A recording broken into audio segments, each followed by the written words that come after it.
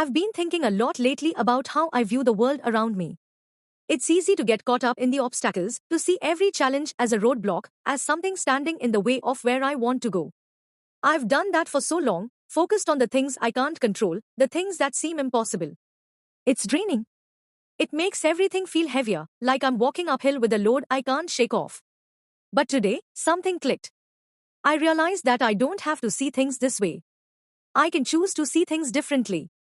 If I choose to look at the world through a more positive lens, suddenly, those obstacles don't seem so daunting. They start to look more like opportunities, like chances for growth, for learning, for getting better.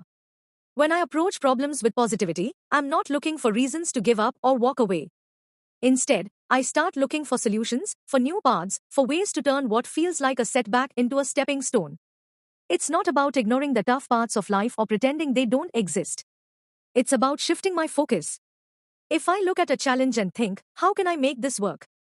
Instead of why is this happening to me? I open myself up to new ideas and ways of thinking. I can see the opportunity in the struggle, the chance to push myself, to build resilience, to discover something I wouldn't have noticed if I'd just given up.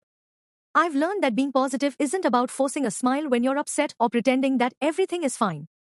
It's about choosing to believe that every difficulty has a lesson, that every setback is just a setup for something better. It's about trusting that even when things don't go as planned, there's a way forward if I just look for it. So today, I'm choosing to focus on the opportunities.